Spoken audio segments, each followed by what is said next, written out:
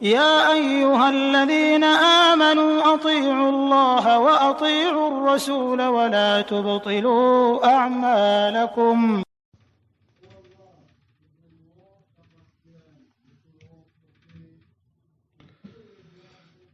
اے اللہ، ہر طرح کی تعریف تیرے لیے ہے، کوئی بھی تعریف تیرے فضل سے کم تر ہے، اور تیرے لیے ہی ہر طرح کا شکر ہے، اور کوئی بھی شکر تیرے احسانات سے چھوٹا ہے۔ تیرے ہی لیے احسان و فضیلت اور بادشاہی ہے، اے میرے رب، کوئی چیز عظمت میں تجھ سے برتر اور تجھ سے زیادہ عظیم نہیں ہے۔ وہ بادشاہ ہے، آسمان کے عرش کا مالک ہے، اس کے غلبے کے آگے چہرے جھکے ہوتے ہیں اور سجدہ کرتے ہیں۔ میں گواہی دیتا ہوں کہ اللہ کے علاوہ کوئی معبود نہیں، وہ یکتا ہے، اس کا کوئی شریک نہیں۔ ایسی گواہی جو قطعی طور پر بدبختی سے بچاتی ہے اور خوشبختی سے ہمکنار کرتی ہے۔ میں گواہی دیتا ہوں کہ محمد اللہ کے بندے اور اس کے رسول ہیں۔ اللہ تعالیٰ نے آپ کو ایک ایسی ہستی بنا کر بھیجا جو عرب و عجم میں سب سے نفیس انسان، سب سے کامل عقل و علم والے اور سب سے زیادہ بردباری اور فہم والے ہیں۔ اللہ کا درود و سلام نازل ہو آپ پر، ایسا درود و سلام جو فضوں تر ہے، اور ان کے آل و اصحاب پر، اور ان کی اچھی طرح پیروی کرنے والوں پر، اور راہ حق اختیار کرنے والوں پر۔ اما بعد، میں تم کو اور اپنے آپ کو تقوی کی وصیت کرتا ہوں۔ یہ سب سے مضبوط قلعہ اور بلند ترین عزت و شوکت ہے۔ اے وہ لوگو جو ایمان لائے ہو، اور اللہ سے ڈرتے رہا کرو، اور اس کے رسول پر ایمان لاؤ۔ اللہ تمہیں اپنی رحمت کا دوہرا حصہ دے گا، اور تمہیں نور دے گا جس کی روشنی میں تم چلو پھرو گے، اور تمہارے گناہ بھی معاف فرما دے گا۔ اللہ بخشنے والا مہربان ہے۔ مومنو، دین اسلام معزز اخلاق اور بہترین آداب والا دین ہے۔ ایسا مذہب ہے جو کریمانہ اخلاق کی بنیاد مضبوط کرتا ہے اور اسے واجب قرار دیتا ہے، اور اسی پر اپنے فرزندوں کی تربیت کرتا ہے۔ اخلاق وہ ہے جس کی خوشبو سے قومیں پاک بنتی ہیں، خصلتیں وہ ہیں جن کے شبنم سے نفوس تر ہوتے ہیں۔ یہ سچے عقیدے کی بنیادی اصل ہے۔ شیخ الاسلام ابن تیمیہ رحمہ اللہ منہج سلف کو بیان کرتے ہوئے فرماتے ہیں، وہ لوگ مکارم اخلاق اور اچھے کاموں کی طرف بلاتے تھے، اور آپ صلی اللہ علیہ وسلم کے اس قول کے مفہوم کا اعتقاد رکھتے تھے، تم میں سب سے کامل مومن وہ ہے جس کے اخلاق سب سے اچھے ہیں۔ آپ کا قول ختم ہوا۔ جو چیز اخلاق کے مقام و مرتبہ کو بیان کرتی ہے وہ یہ ہے کہ نبی صلی اللہ علیہ وسلم نے اپنی بعثت کو مکارم اخلاق کی تکمیل میں محصور فرماتے ہوئے فرمایا، میں مکارم اخلاق کی تکمیل کے لیے بھیجا گیا ہوں۔ اس حدیث کو امام احمد نے روایت کیا ہے اور حاکم نے صحیح کہا ہے۔ آپ علیہ الصلوۃ والسلام عمدہ اور بہترین اخلاق کے اعلیٰ مقام پر فائز تھے۔ اللہ سبحانہ نے آپ کی تعریف کرتے ہوئے فرمایا، بے شک تو بہت بڑے عمدہ اخلاق پر ہے۔ حضرت عائشہ رضی اللہ عنہا سے آپ کے اخلاق کے بارے میں پوچھا گیا تو آپ نے فرمایا، آپ کا اخلاق قرآن تھا۔ اس حدیث کو امام احمد نے اپنی مسند میں روایت کیا ہے۔ اللہ کے بندو، معزز اخلاق اور بلند خصلتوں کے سر فہرست ایسی اچھی خصلت اور عظیم اخلاق ہے جس سے عزت و بھلائی حاصل ہوتی ہے، اور اس سے آراستہ شخص اس کی بدولت درستی کو پا لیتا ہے، اور وہ ہے انصاف کی خصلت۔ انصاف کا مطلب اللہ آپ کی حفاظت کرے، یہ ہے کہ آدمی عدل کرے، چیزوں کو ان کی صحیح جگہوں پر رکھے، اور دوسرے کو اس کا حق ویسے ہی ادا کرے جیسے وہ اس سے لینا چاہتا ہے۔ اس تعلق سے اس پر ابھارنے اور اس کا حکم دینے والے شرعی نصوص وارد ہوئے ہیں۔ حق تعالی نے فرمایا، اے ایمان والو، تم اللہ کی خاطر حق پر قائم ہو جاؤ، راستی اور انصاف کے ساتھ گواہی دینے والے بن جاؤ، کسی قوم کی عداوت تمہیں خلاف عدل پر آمادہ نہ کر دے، عدل کیا کرو جو پرہیزگاری کے زیادہ قریب ہے، اور اللہ تعالیٰ سے ڈرتے رہو، یقین مانو کہ اللہ تعالیٰ تمہارے اعمال سے باخبر ہے۔ دوسری جگہ اللہ نے فرمایا، اللہ تعالیٰ عدل اور بھلائی کا حکم دیتا ہے۔ اللہ سبحانہ نے نبی علیہ الصلوۃ والسلام سے فرمایا، مجھے حکم دیا گیا ہے کہ تم میں انصاف کرتا رہوں۔ عمار بن یاسر رضی اللہ عنہ فرماتے ہیں جس نے 3 چیزوں کو جمع کر لیا اس نے سارا ایمان حاصل کر لیا: اپنے نفس سے انصاف کرنا، سلام کو دنیا میں پھیلانا، اور تنگ دستی کے باوجود اللہ کی راہ میں خرچ کرنا۔ اس حدیث کی روایت بخاری نے تعلیقاً کی ہے۔ ابو زناد رحمہ اللہ فرماتے ہیں بندہ جب انصاف کا حامل ہوتا ہے تو وہ اپنے آقا کا حق نہیں چھوڑتا ہے اور اس کو پورا کرتا ہے، اور پروردگار نے جن چیزوں سے اسے منع کیا ہے ان تمام چیزوں سے اجتناب کرتا ہے، اور یہ ایمان کے ارکان کو جوڑتا ہے۔ امام احمد رحمہ اللہ فرماتے ہیں ہر چیز میں انصاف کیا ہی خوبصورت ہے۔ نفس کی بلندی اور خود پسندی اور خواہش پرستی سے پاکی کی دلیل ہے۔ اس کا نتیجہ علو ہمتی اور ذمہ داری سے عہدہ برا ہونا ہے۔ یہ لوگوں میں محبت پھیلانے کا سبب ہے اور ان کی خوشی و سعادت کا اہم باعث ہے۔ تم انصاف سے آراستہ ہو جاؤ، وہ سب سے بیشقیمت پوشاک ہے جس سے بازویں اور کندھے مزین ہوتے ہیں۔ معزز حضرات، انصاف کے کئی درجات ہیں جن میں سب سے پہلا اور سب سے اہم درجہ اللہ تعالیٰ کے ساتھ انصاف ہے کہ صرف اس کی عبادت کی جائے، اس کے ساتھ کسی کو شریک نہ ٹھہرایا جائے۔ اس کے ساتھ کسی کو شریک کرنا انصاف کے مخالف ہے۔ یہ سب سے قبیح اور برا ظلم ہے۔ اللہ تعالیٰ کا فرمان ہے بے شک شرک بڑا بھاری ظلم ہے۔ ابن مسعود رضی اللہ عنہ سے روایت ہے کہ میں نے رسول اللہ صلی اللہ علیہ وسلم سے پوچھا کون سا گناہ سب سے بڑا ہے؟ آپ نے فرمایا تو اللہ کے ساتھ کسی کو شریک کرے حالانکہ اس نے تم کو پیدا کیا ہے۔ اس حدیث کو بخاری اور مسلم نے روایت کیا ہے۔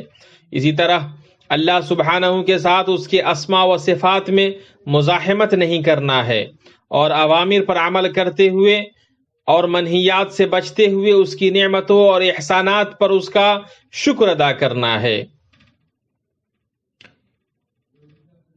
دوسرا درجہ نبی صلی اللہ علیہ وسلم کے تمام حقوق ادا کر کے آپ کے ساتھ انصاف کرنا، بئی طور کہ آپ پر ایمان لایا جائے، آپ سے محبت کی جائے، آپ کی تعظیم و توقیر کی جائے، آپ کی فرما برداری کی جائے،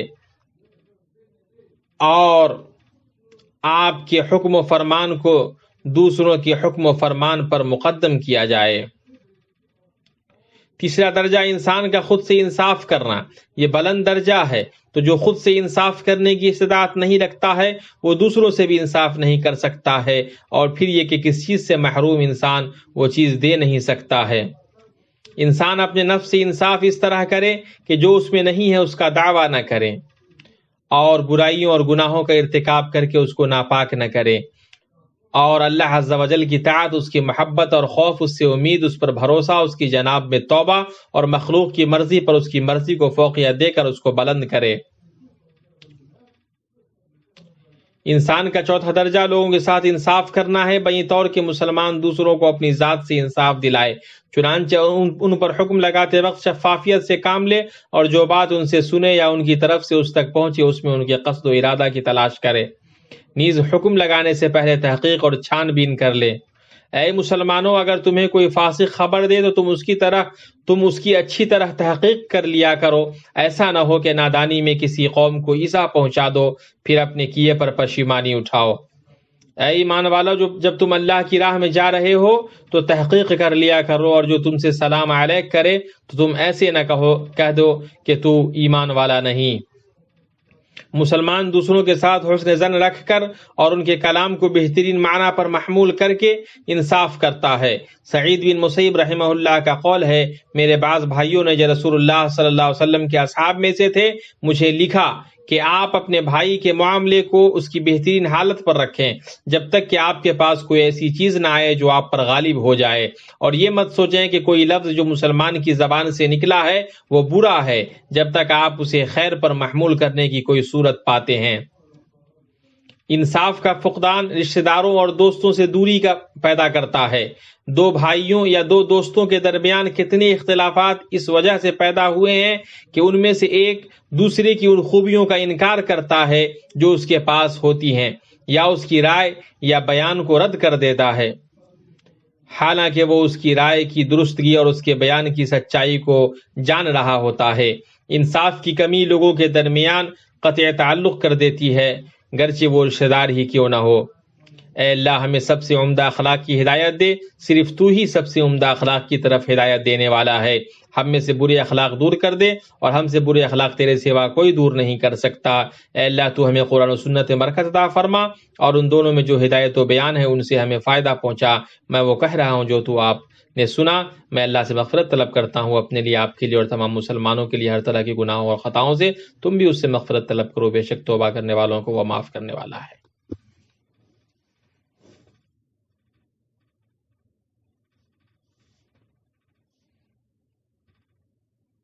ہر طرح کی حمد اللہ کے لیے ہے، سچی اور بھرپور حمد۔ میں درود و سلام بھیجتا ہوں اس کے چنے ہوئے بندے پر، ان کی آل اور اصحاب پر، اور آپ کے راستے پر چلنے والوں اور پیروی کرنے والوں پر۔ اما بعد، اللہ کے بندو، وہ قومیں جو ترقی و پیش قدمی چاہتی ہیں، ان کے فرزندوں کی روحوں کو عمدہ اخلاق اور بہترین خصلتوں، خوشگوار اچھے توشی کی ضرورت ہوتی ہے۔ جس طرح ان کے جسموں کو اچھی غذا کی ضرورت ہوتی ہے تاکہ طلب معاش کے لیے وہ مضبوط بنے، اور انصاف ایک ناگزیر غذا ہے۔ جو شخص یہ چاہتا ہے کہ وہ انصاف کے اخلاق سے آراستہ ہو تو اسے اپنے اندر حسد اور خود پسندی میں غلو کی بیماریوں کو تلاش کرنا چاہیے۔ اگر وہ ان دونوں کا کچھ اثر پاتا ہے تو اپنے نفس کو زیر و مغلوب کرے یہاں تک کہ وہ اپنی فطرت کی طرف لوٹ جائے۔ سب سے اچھی چیز جس سے حسد کو دور کیا جاتا ہے وہ یہ ہے کہ انسان جان لے کہ اللہ تعالی کی حکمت اس بات کی متقاضی تھی کہ فلاں فضل کو فلاں انسان کو عطا کرے، چنانچہ وہ اس فضل پر نہ اعتراض کرے اور نہ اس کو ناپسند کرے، جس کا تقاضا حکمت الہی کرتی ہو، تاکہ وہ گناہ میں نہ پڑے۔ جہاں تک حب ذات میں غلو کی بات ہے تو اس کا علاج اسے شائستہ بنانا ہے، تاکہ وہ ایسے معتدل جذبے میں تبدیل ہو جائے جو اس کے لیے خیر لائے اور دوسرے کو نقصان پہنچانے نہ دے۔ ابن حزم رحمہ اللہ فرماتے ہیں جو انصاف کا ارادہ رکھتا ہے اسے چاہیے کہ اپنے آپ کو مخالف کی جگہ خیال کرے، اس کا غیر عادلانہ چہرہ اس کے لیے واہ ہو جائے گا۔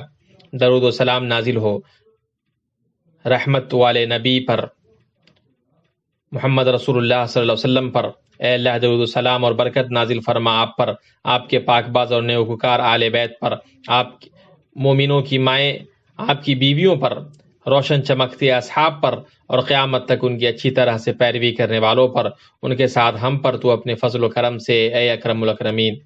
اے اللہ اسلام اور مسلمانوں کو عزت عطا فرما، اے اللہ اسلام اور مسلمانوں کو غلبہ عطا فرما، دین کے قلعہ کی حفاظت فرما، اور تو اپنے مومن بندوں کی مدد فرما۔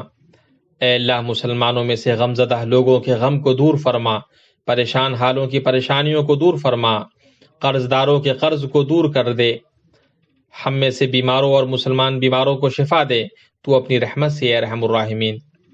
اے اللہ سرحد و حدود پر تعینات ہمارے فوجیوں کی درستگی عطا فرما، اے اللہ تو ان کا معاون و مددگار ہو جا، اے اللہ تو ہمارے ملکوں میں امن و امان عطا فرما، ہمارے ائمہ اور حکمرانوں کی اصلاح فرما، اے اللہ ہمارے حکمراں اور امام کو حق اور توفیق اور درستگی سے مدد فرما، ان کو توفیق دے اور ان کے ولی عہد کو اس چیز کی میں توفیق دے جس میں ملک اور بندوں کی بھلائی ہے۔ اے اللہ ہمیں دنیا میں بھی بھلائی، اے اللہ تو اپنی جانب سے ہمیں وہ رحمت عطا فرما جو ہمیں درستگی دے۔ اے اللہ ہمیں دنیا میں بھی بھلائی عطا فرما اور آخرت میں بھلائی عطا فرما، اور ہمیں آگ کے عذاب سے بچا۔